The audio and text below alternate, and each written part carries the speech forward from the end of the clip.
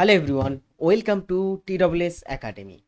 General awareness and জিকের 38 নম্বর পর্ব। আজকের ক্লাসটি খুবই গুরুত্বপূর্ণ হতে চলেছে। অনেকগুলো প্রশ্ন উত্তর আমরা আলোচনা করব প্রতিদিনের মতো, তো অবশ্যই সকলে ক্লাসটি শেষ পর্যন্ত মনোযোগ সহকারে দেখবে। প্রতিদিন আমাদের ক্লাসগুলো দেখতে TWS একাডেমি চ্যানেলটিকে অবশ্যই কিন্তু সাবস্ক্রাইব করে রাখবে সকলে। আজকের ক্লাসের প্রথম প্রশ্ন, ইউনিয়ন পাবলিক সার্ভিস কমিশনের সদস্যদের কার্যকালের মেয়াদ কত বছর হয়?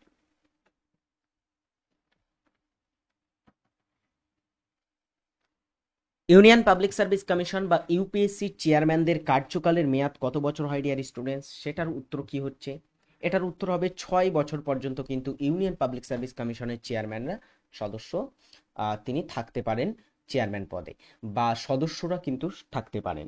আচ্ছা, ইউনিয়ন পাবলিক সার্ভিস কমিশন 315 ধারা অনুসারে ইউনিয়ন পাবলিক সার্ভিস কমিশন গঠনের কথা বলা হয়েছে সেখানে 315 নং ধারাতে। এবং এই ইউনিয়ন পাবলিক সার্ভিস কমিশনের সদস্যরা ছাড়াও এসপিএসসি বা স্টেট পাবলিক সার্ভিস কমিশন, তারাও কিন্তু তাদেরও কার্যকালের মেয়াদ হচ্ছে 6 বছর। কেন্দ্রীয় পাবলিক সার্ভিস কমিশন আর রাজ্য পাবলিক সার্ভিস কমিশনের দুটোরই 6 বছর করে তাদের কার্যকালের মেয়াদ। পশ্চিমবঙ্গের কোন অঞ্চলে ল্যাটেরাইট মাটি পাওয়া যায়? ল্যাটেরাইট মাটি শক্ত প্রকৃতির মাটি হয়ে থাকে, লাল বর্ণের হয়। ল্যাটেরাইট শব্দটি এসেছে ল্যাটার শব্দ থেকে, যার অর্থ হচ্ছে ইট বা শক্ত। শক্ত ইটের মতো ইটের ন্যায় হয়ে থাকে এই মাটিটা, এবং খুবই অনুর্বর হয়। এটা অনুর্বর মৃত্তিকা হয়, লাল মাটি হয় এই মাটিটা, এবং শক্ত প্রকৃতির হয়। এই ল্যাটেরাইট মৃত্তিকা পশ্চিমবঙ্গের কোথায় দেখতে পাওয়া যায়? মনে রাখবে, ভারতের যদি আমরা বলি ল্যাটেরাইট মৃত্তিকা ভারতের কোথায় কোথায় দেখতে পাওয়া যায়? ছোটনাগপুর মালভূমি অঞ্চল, তারপরে আমাদের পশ্চিমবঙ্গের মালভূমি অঞ্চল পুরুলিয়া, বাঁকুড়া, বীরভূম, ঝাড়গ্রাম, তারপরে হচ্ছে পশ্চিম বর্ধমান, এই সমস্ত স্থানে কিন্তু আমরা দেখতে পাই এই ল্যাটেরাইট মৃত্তিকা। তো এখানে অ্যান্সার হচ্ছে কি, বাঁকুড়া জেলাটা কিন্তু পশ্চিমবঙ্গের একটা মালভূমি অঞ্চলের দিকে পড়ে থাকে। এই বাঁকুড়া জেলাতে আমরা ল্যাটেরাইট মৃত্তিকা দেখতে পাই, লাল মৃত্তিকা দেখতে পাই। ওকে, এছাড়া মেঘালয় মালভূমি অঞ্চলেও কিন্তু এই ল্যাটেরাইট মৃত্তিকার উপস্থিতি লক্ষণীয়। ভারতে প্রথম কোথায় ইংরেজরা কারখানা গড়ে তুলেছিল? ইংরেজদের প্রথম কারখানাটা কোথায় গড়ে উঠেছিল? চলো এই প্রশ্নটির উত্তর করো। খুবই সুন্দর একটা প্রশ্ন। ইংরেজদের প্রথম কারখানাটা কোথায় স্থাপিত হয়? ইংরেজরা আমাদের ভারতের প্রথম কারখানাটা কবে কোথায় গড়ে তোলে বলো? ইংরেজদের প্রথম কারখানাটা স্থাপিত হয়েছিল 1613 খ্রিস্টাব্দে। ইংরেজদের প্রথম কারখানা হয় কবে? 1613 খ্রিস্টাব্দে ইংরেজদের প্রথম কারখানা গড়ে উঠেছিল। প্রথম কারখানাটি তারা স্থাপিত করে বর্তমানে যে গুজরাট অঞ্চল আছে সেখানকার সুরাটে তারা প্রথম কারখানা গড়ে তুলেছিল। আচ্ছা, কার সময়? মনে রাখবে, এই সময়ে মুঘল সম্রাট ছিলেন। মুঘল সম্রাট ছিলেন এই সময় যিনি, তার নাম হচ্ছে জাহাঙ্গীর। সেই জাহাঙ্গীরের শাসনকালে বা জাহাঙ্গীর কিন্তু তাদের কারখানা নির্মাণের অনুমতি প্রদান করেছিলেন। কোন জলপ্রপাতটি ভারতের নায়াগ্রা নামে পরিচিত? ভারতের নায়াগ্রা বলা হয় কোন জলপ্রপাতটিকে? চলো, নায়াগ্রা জলপ্রপাতটা অবস্থিত হচ্ছে, নায়াগ্রা জলপ্রপাতটা উত্তর আমেরিকা মহাদেশে অবস্থিত। এই জলপ্রপাতটা পৃথিবীর সবচেয়ে প্রশস্ততম জলপ্রপাত। ঠিক আছে, ভারতের নায়াগ্রা কাকে বলে কমেন্ট করে জানাও। ধোঁয়াধার, চিত্রকূট, রুদ্রযোগ, এই সমস্ত জলপ্রপাতগুলি কোথায় আছে? ধোঁয়াধার জলপ্রপাত মধ্যপ্রদেশে অবস্থিত। মধ্যপ্রদেশ রাজ্যের নর্মদা নদীর উপরে অবস্থিত। ওকে, চিত্রকূট জলপ্রপাত ছত্তিশগড় রাজ্যে আছে। ছত্তিশগড় রাজ্যে ইন্দ্রাবতী নদীর উপরে। এছাড়া হুড্রো জলপ্রপাতটা ঝাড়খণ্ড রাজ্যের মধ্যে পড়ে, এবং হুড্রো জলপ্রপাতটা যদি আমরা নদী দেখি, এটা সুবর্ণরেখা নদীর উপরে আছে। ওকে, আর হচ্ছে যোগ জলপ্রপাত, এটার অপর নাম হচ্ছে মহাত্মা গান্ধী জলপ্রপাত বা গের সোপ্পা জলপ্রপাত। যোগ মহাত্মা গান্ধী বা গের সোপ্পা জলপ্রপাত এটা অবস্থিত কর্ণাটক রাজ্যে। কর্ণাটক রাজ্যে একটা নদী আছে, শরাবতী নদী। শরাবতী নদীর উপরে এই যোগ জলপ্রপাতটি অবস্থিত। সো এই গেল হচ্ছে বিভিন্ন জলপ্রপাতের অবস্থান এবং সেটি কোন নদীর উপরে আছে।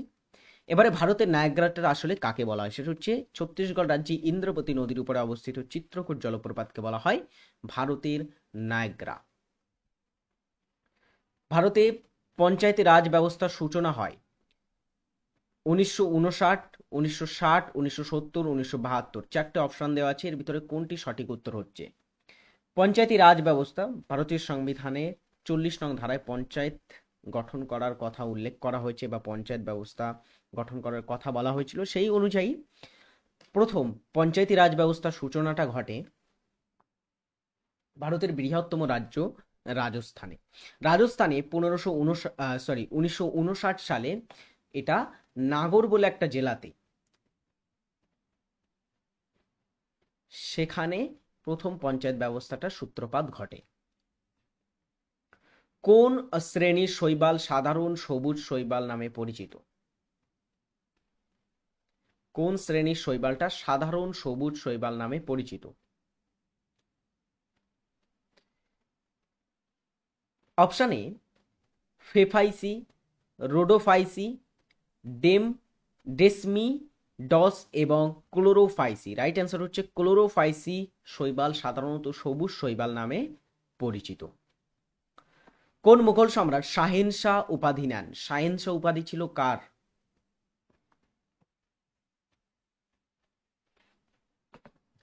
নিম্নলিখিত মুঘল সম্রাটগুলির মধ্যে কোন মুঘল সম্রাটের উপাধি ছিল শাহেনশাহ? শাহেনশাহ উপাধি গ্রহণ করেছিলেন আকবর। আকবর বা এনার প্রকৃত নাম কি? আকবরের প্রকৃত নাম কি বলো? জালালউদ্দিন মোহাম্মদ, হ্যাঁ কি না?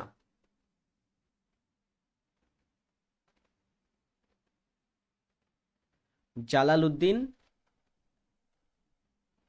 মোহাম্মদ। এবং আকবর শব্দের অর্থ হচ্ছে মহানতম। মহানতম। এই আকবর বা জালালউদ্দিন মোহাম্মদ তিনি শাহেনশাহ উপাধি গ্রহণ করেছিলেন।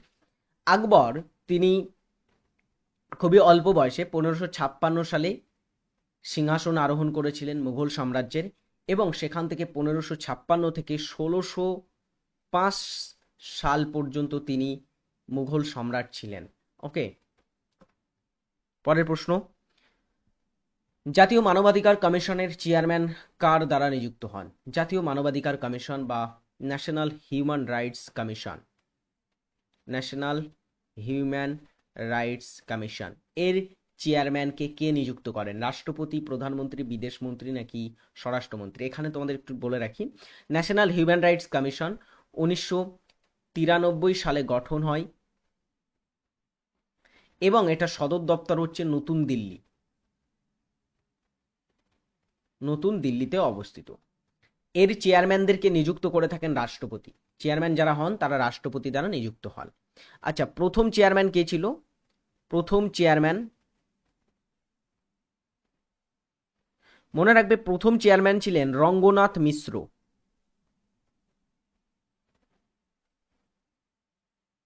রঙ্গনাথ মিশ্র জাতীয় হিউম্যান রাইটস কমিশনের চেয়ারম্যান ছিলেন প্রথম। পরবর্তীতে সম্প্রতিকালে তিনি অবসর নিয়েছেন অবশ্য। সম্প্রতিকালে হিউম্যান রাইটস কমিশনের পদটা খালি আছে, একজন অস্থায়ী সভাপতি নিযুক্ত আছে অরুণ মিশ্র। কয়েকদিন আগে তিনি তার পদ বা তার সময়কালটা শেষ হয়েছে। অরুণ মিশ্র হিউম্যান রাইটস কমিশনের চেয়ারম্যান ছিলেন। সো বর্তমানে একজন অস্থায়ী চেয়ারম্যান আছেন। বর্তমানে যিনি চেয়ারম্যান হচ্ছেন তার নাম হচ্ছে বিজয়া ভারতী। বিজয়া ভারতী ইনি হচ্ছেন অস্থায়ী, ঠিক আছে, অস্থায়ী চেয়ারম্যান হিসাবে সম্প্রতি নিযুক্ত হয়েছেন। পরের প্রশ্ন, শুঙ্গ রাজবংশের রাজধানী কোথায় ছিল? শুঙ্গ ডাইনেস্টি বা শুঙ্গ রাজবংশ, এই রাজবংশটা কখন আসে?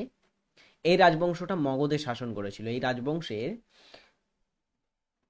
মৌর্য পরবর্তী বংশ, এটা মৌর্য পরবর্তী বংশ। মৌর্য বংশের যিনি শেষ শাসক ছিলেন তার নাম ছিল বৃহদ্রথ। সেই বৃহদ্রথকে হত্যা করে একজন ব্যক্তি যার নাম হচ্ছে পুষ্যমিত্র শুঙ্গ, তিনি শুঙ্গ বংশ প্রতিষ্ঠা করেন এবং এই পুষ্যমিত্র শুঙ্গ, অ্যাকচুয়ালি শুঙ্গদের প্রথম রাজধানী ছিল পাটলিপুত্র। পাটলিপুত্র তাদের রাজধানী ছিল, কিন্তু পরবর্তীতে তারা বিদিশাদের রাজধানীটা স্থানান্তর করে, বা বিদিশাও কিন্তু তাদের রাজধানী ছিল। তো অপশান অ্যান্সার হচ্ছে অপশান বি, বিদিশা শুঙ্গ রাজবংশের রাজধানী ছিল। তার সঙ্গে পাটলিপুত্রও কিন্তু শুঙ্গদের রাজধানী ছিল। যেমন হর্ষঙ্গ বংশের সময়ও আমরা দুটো রাজধানী দেখতে পাই। হর্ষঙ্গ বংশের প্রথমে বিম্বিসার অজাতশত্রুর সময়ে ছিল রাজধানী রাজগৃহ, পরবর্তীতে মগধের রাজধানীটা পাটলিপুত্রে চলে আসে উদয়নের সময়। তো তেমনি বিদিশা এদের রাজধানী ছিল, পাটলিপুত্রও কিন্তু রাজধানী ছিল। এস্তাদিও সান্তিয়াগো বার্নাবেউ স্টেডিয়াম যে খেলার জন্য বিখ্যাত? এস্তাদিও সান্তিয়াগো বার্নাবেউ এই স্টেডিয়ামটি কিসের জন্য বিখ্যাত?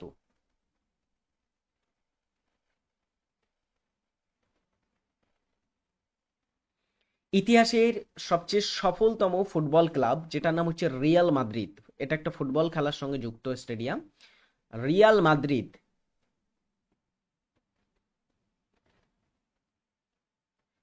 ইতিহাসের সবচেয়ে সফলতম ফুটবল দল। এই রিয়াল মাদ্রিদ এর হোম গ্রাউন্ড, ঘরের মাঠ হচ্ছে রিয়াল মাদ্রিদের সান্তিয়াগো বার্নাবেউ। নেক্সট, আজকের হোমওয়ার্ক তোমাদের দেওয়া থাকবে এটা, যে নীরব শহর নামে পরিচিত রোম, লন্ডন, ওয়াশিংটন, প্যারিস, এর ভিতরে কোন শহরটি নীরব শহর নামে পরিচিত? অবশ্যই সকলে কমেন্ট করে এটার উত্তর জানিয়ে দেবে আজকের ক্লাসে। নেক্সট কোশ্চেনে আমরা চলে আসবো, পরের প্রশ্নটার উত্তর সকলে কমেন্ট করো।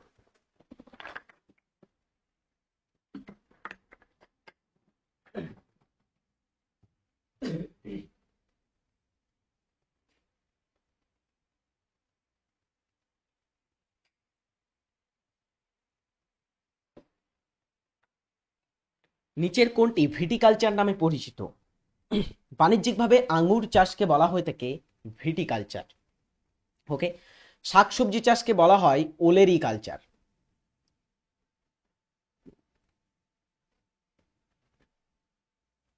শাকসবজি চাষকে কি বলা হয়? ওলেরি কালচার বলা হয়। আঙ্গুর চাষকে বলা হয় ভিটিকালচার। মাছের চাষকে আবার কি বলা হয়? পিসি কালচার বলা হয়। পিসি কালচার হচ্ছে মাছের চাষ। আর রেশম চাষকে বলা হয়, বা রেশম কীট প্রতিপালনকে বলা হয়ে থাকে সেরিকালচার।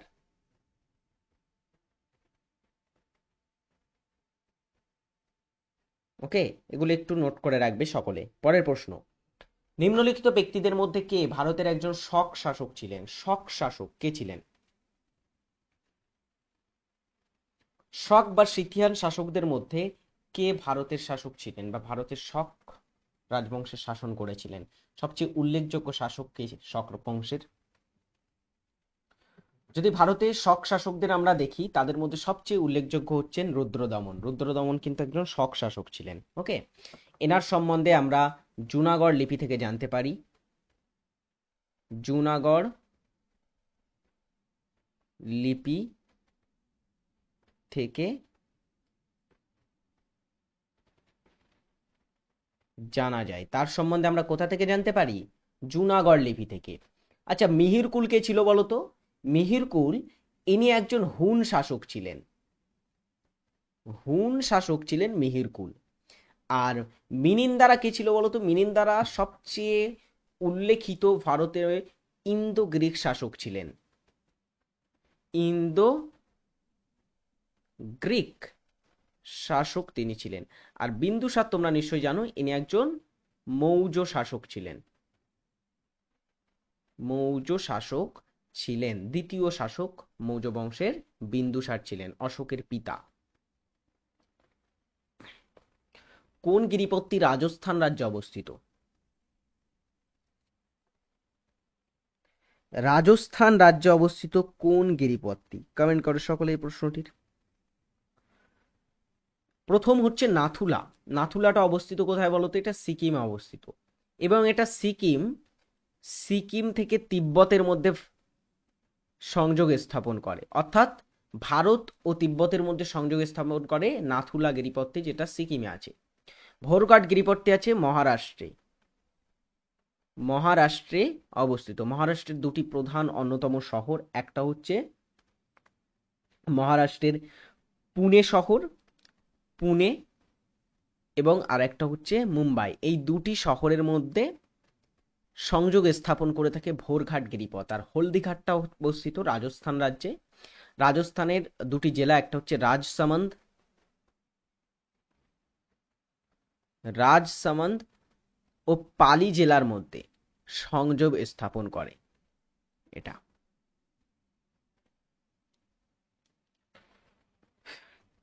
ইন্টেলিজেন্স ব্যুরোর প্রধানকে, যার মেয়াদ সম্প্রতি 1 বছরের জন্য বৃদ্ধি করা হয়েছে?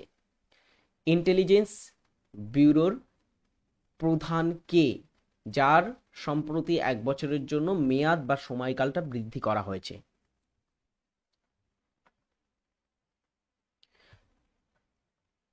রাইট অ্যান্সার হচ্ছে তপন কুমার ডেকা, ইনি হচ্ছেন ইন্টেলিজেন্স ব্যুরোর প্রধান। লোকসভার দুটি অধিবেশনের মধ্যে সময়ের সর্বোচ্চ ব্যবধান হতে পারে কত বছর? লোকসভার অধিবেশন, এটা আগের দিনে বলেছিলাম, আহ্বান করতে পারেন কি লোকসভার অধিবেশন? রাষ্ট্রপতি আহ্বান করে থাকেন লোকসভার অধিবেশন, এবং লোকসভার অধিবেশনের সভাপতিত্ব করে থাকেন কে? কে সভাপতিত্ব করেন? স্পিকার সভাপতিত্ব করেন, হ্যাঁ কি না? আচ্ছা, তিনটে সাধারণত অধিবেশন সম্পর্কে আমরা জানি।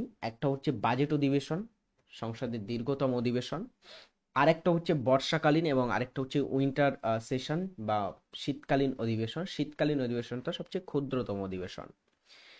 তিনটে অধিবেশন, প্রচলিত অধিবেশন আছে, যার মধ্যে দুটি ডাকা বাধ্যতামূলক। দুটি অধিবেশন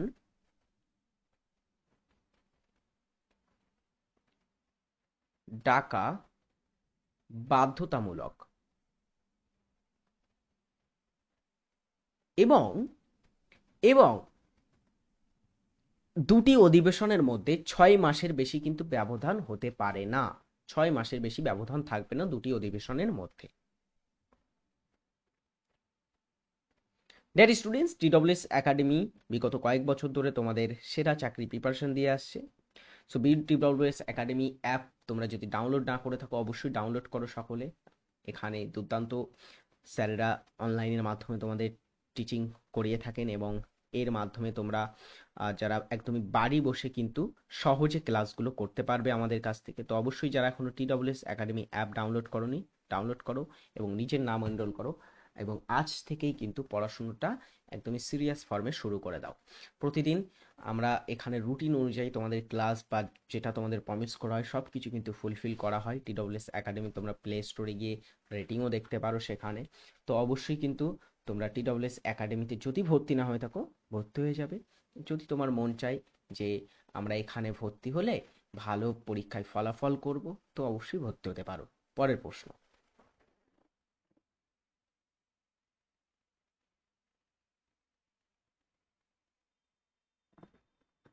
ভেমপতি চিন্নাসত্তম নিচের কোন নৃত্যকলার সাথে যুক্ত ছিলেন? ইনি একজন ভারতের নৃত্যশিল্পী, ঠিক আছে? ভেমপতি চিন্নাসত্তম, ইনি কোন নৃত্যকলার সাথে যুক্ত ছিলেন? কত্থক, ওড়িশি, কুচিপুড়ি এবং ভারতনাট্যম।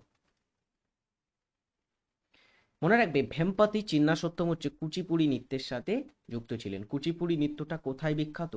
কুচিপুড়ি নৃত্যটা বিখ্যাত কোথায়? অন্ধ্রপ্রদেশে। অন্ধ্রপ্রদেশের নৃত্য হচ্ছে কুচিপুড়ি। ওকে।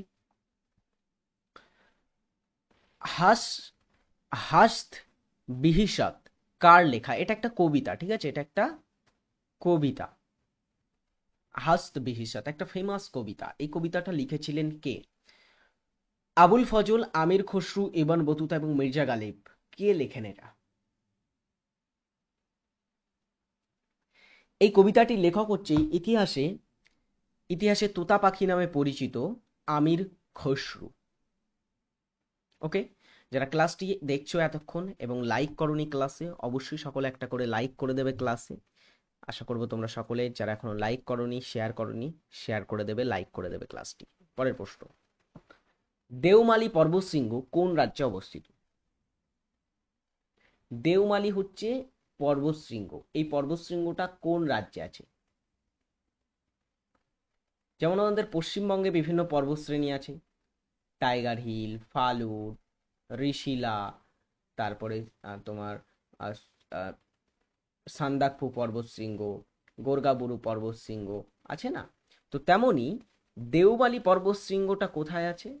এটা অবস্থিত হচ্ছে ওড়িশা রাজ্যে, এবং দেওমালিটা ওড়িশার ওড়িশার উচ্চতম উচ্চতম শৃঙ্গ, এবং এটা পূর্বঘাট পর্বতের একটা অংশের মধ্যে পড়ে থাকে দেওমালি পর্বতশৃঙ্গটা। এটা ওড়িশার উচ্চতম হাইয়েস্ট পিক। এটা খুবই সহজ একটা প্রশ্ন। নিচের কোনটি একটি উদ্ভিদ হরমোন? নিম্নের কোনটি একটি উদ্ভিদ হরমোনের উদাহরণ?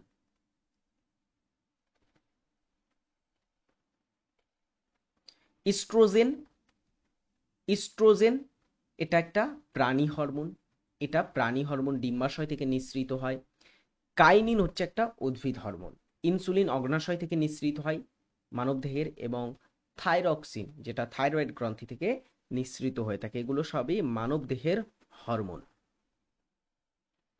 ভক্তি আন্দোলনের সূচনা করেন, ভক্তি আন্দোলন, ভক্তি মুভমেন্ট, এটা সূচনা কে করেছিলেন? কবির, রামানুজ, রামানন্দ এবং নানক।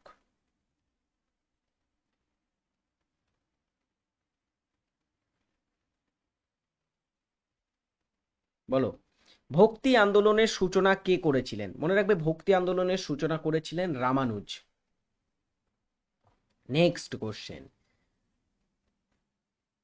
মনরেগা বা এমজিএনআরইজিএ প্রকল্প কবে পাশ হয়?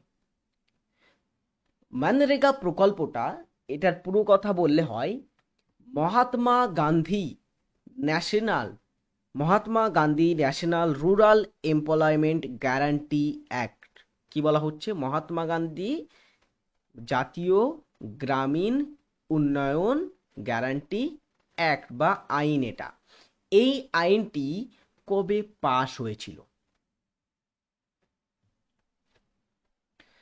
এই আইনটি পাশ হয়েছিল 2005 সালে। 2005 সালে। এর আন্ডারেই কিন্তু এই 100 দিনের কাজ যেটা হয়, 100 দিনের কাজের প্রমিস করা হয়। ঠিক আছে। 2011 সালের জনগণনা ভারতের কততম জাতীয় জনগণনা ছিল? 2011 সালে সর্বশেষবারের মতো জাতীয় জনগণনা হয়েছিল, ন্যাশনাল সেন্সাস হয়। সেই সেন্সাসটা কততম সেন্সাস ছিল? ভারতে প্রথম সেন্সাস কবে হয় বলতো? ভারতের প্রথম জনগণনা কবে হয়? ভারতে প্রথম জনগণনা হয় 1872 সালে। 1872 সালে। এই সময়ে যিনি ভারতের ভাইসরয় ছিলেন তার নাম হচ্ছে লর্ড মেয়ো। তার সময়ে ভারতে হয়েছিল প্রথম সেন্সাস। পরবর্তীতে 1881 সালে 1881 সালে এই সময়ে যিনি ভারতের ভাইসরয় ছিলেন তার নাম হচ্ছে লর্ড রিপন। লর্ড রিপনের সময় কি করা হয়? এই সেন্সাসটাকে নিয়মিত করা হয় প্রতি 10 বছর অন্তর।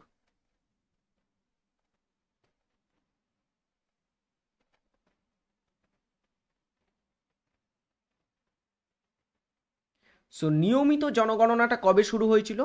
1881-তে লর্ড রিপনের সময়।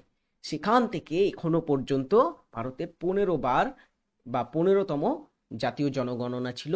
2011 সালের জনগণনাটা, এটা 15তম জাতীয় জনগণনা।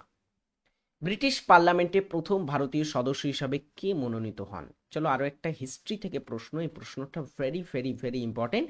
ব্রিটিশ পার্লামেন্টে একজন ভারতীয় তিনি মনোনীত হয়েছিলেন। কোন ভারতীয় ব্রিটিশ পার্লামেন্টে মনোনীত হন?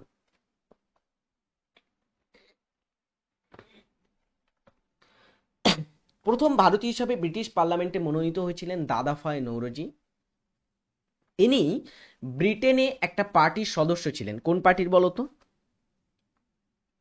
লিবেরাল বলে একটা পার্টির সদস্য ছিলেন। ঠিক আছে।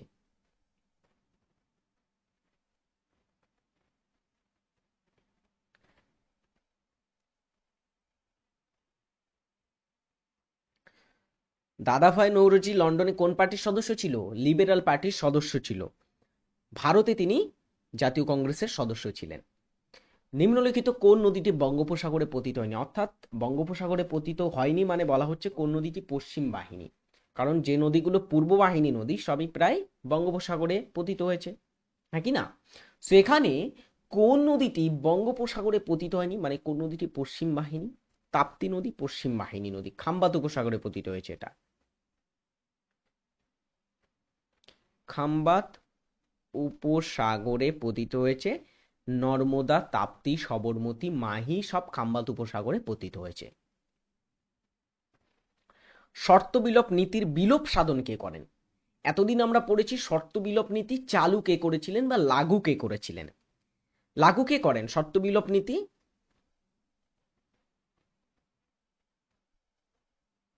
শর্ত বিলোপ নীতি চালু কে করেন? সেটা হচ্ছে লর্ড ডালহৌসি। এবং শর্ত বিলোপ নীতিটার বিলোপ বা রদ কে করেছিলেন এই নীতিটা?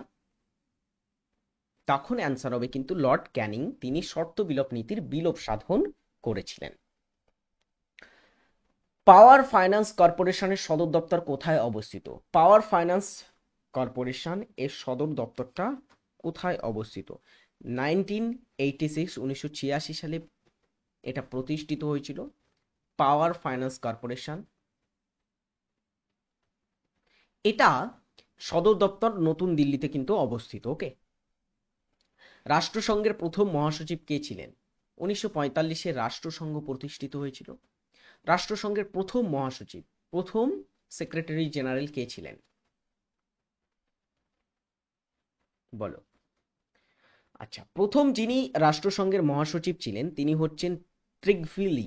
ট্রিগভিলি ছিলেন একজন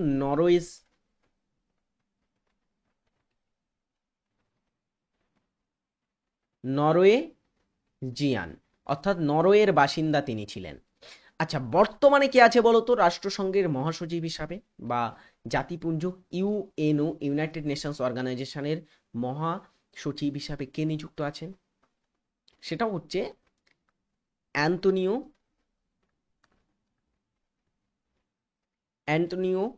গুতেরেস। খুবই খুবই ইম্পর্টেন্ট এটা। তিনি কোন দেশের বলো তো? তিনি একজন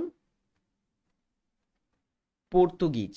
তিনি পর্তুগালের প্রাক্তন প্রধানমন্ত্রী ছিলেন অ্যান্টোনিও গুতেরেস, তিনি পর্তুগালের বাসিন্দা। কোন নিয়ন্ত্রক সংস্থা বিনিয়োগকারীদের জন্য সারথি 2.0 মোবাইল অ্যাপ চালু করেছে? সারথি 2.0 মোবাইল অ্যাপটা চালু করেছে কোন বিনিয়োগকারী সংস্থা? এটা হচ্ছে securities and exchange board of India, SEBI. বায়ুমণ্ডলের সর্বোচ্চ স্তর কোনটি? সবচেয়ে উঁচুর স্তর কোনটি বায়ুমণ্ডলে? বায়ুমণ্ডলে আমরা সাধারণত যে স্তরগুলো দেখতে পাই একদমই নিচের স্তর, যেটাকে বলা হয় ট্রোপোস্ফিয়ার। সর্বনিম্ন স্তরটা কি? ট্রোপোস্ফিয়ার। আর সর্বোচ্চ স্তর হচ্ছে exosphere. Okay, option B is right answer. সব লাল হো জায়গা, লাস্ট কোশ্চেন আজকের ক্লাসে। সব লাল হো জায়গা উক্তিটি কার? কে দিয়েছিলেন এই উক্তিটি?